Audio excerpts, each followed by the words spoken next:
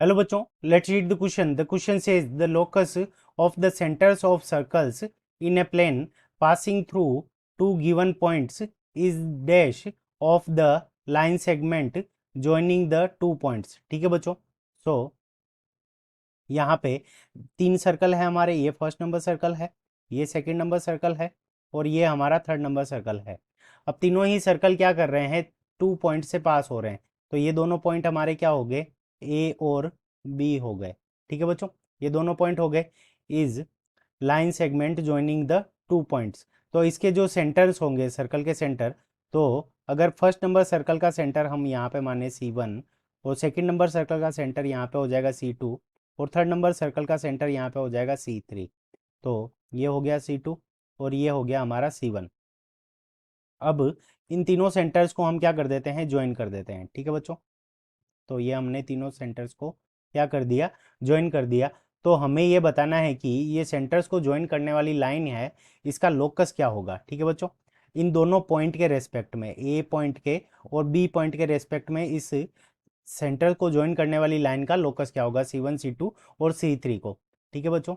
सो इस क्वेश्चन को करने के लिए हम क्या करेंगे कि कंसेप्ट अप्लाई करेंगे. ठीक है बच्चों. तो की कंसेप्ट के अंदर सबसे पहले हम लोकस की डेफिनेशन देखेंगे. So locus is a set of locus is a set of points. Locus is a set of points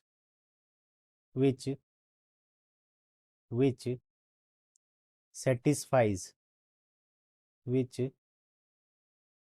satisfies which satisfies given condition. ठीक है बच्चों, अगर कोई भी कंडीशन गिवन है तो उस कंडीशन को सेटिस्फाई करते हुए जो सेट ऑफ पॉइंट्स होंगे, जितने भी पॉइंट्स, वो हमारा क्या करेंगे, लोकस फॉर्म करेंगे. ठीक है बच्चों.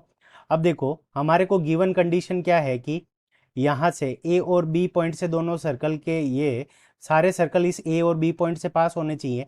तो ए पॉइंट क्या होगा, ए और बी दोनों पॉइंट जो होंगे वो हमारे क्या होंगे, सर्कल की सरकमफेरेंस पर होंगे, तीनों सर्कल की. तो देखो यहाँ से C1 से भी इसकी डिस्टेंस, ए पॉइंट की और बी पॉइंट की दोनों की डिस्टेंस क्या होगी, C1 से इक्वल होगी. और इसी तरह से C2 से इक्वल होगी. और इसी तरह से ए और बी पॉइंट की जो डिस्टेंस होगी वो क्या होगी, इक्वल होगी. यानी C1A और C1B ये दोनों इक्वल होगी. C2A और C2B ये भी हमारी इक्वल होगी. C3A और C3B ये भी हमारी क्या होगी, इक्वल होगी. ठीक है बच्चों. यानी इसका मतलब क्या हो गया कि जो C1 पॉइंट है, ये हम ये कह सकते हैं कि दो फिक्स्ड पॉइंट से C1 पॉइंट भी इक्वल डिस्टेंस पर है, दो फिक्स्ड पॉइंट से C2 पॉइंट भी इक्वल डिस्टेंस पर है और दो फिक्स्ड पॉइंट से C3 पॉइंट भी इक्वल डिस्टेंस पर है. तो ये तो हमारा किसका लोकस हो जाता है, परपेंडिकुलर बाइसेक्टर का. तो परपेंडिकुलर बाइसेक्टर का जो डेफिनेशन होगी वो क्या होगी, perpendicular perpendicular bisector perpendicular bisector is a locus of perpendicular bisector is a locus of a point locus of a point equidistant equidistant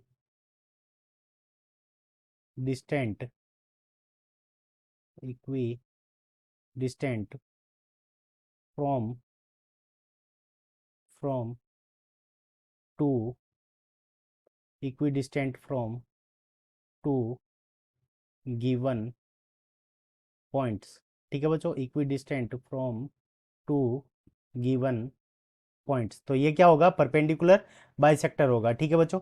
तो जो लोकस हो जाएगा वो ए और बी के क्या हो जाएगा, परपेंडिकुलर बाइसेक्टर. सो हमारा जो करेक्ट आंसर हो जाएगा वो क्या हो जाएगा, परपेंडिकुलर बाइसेक्टर. Perpendicular bisector. ठीक है बच्चों.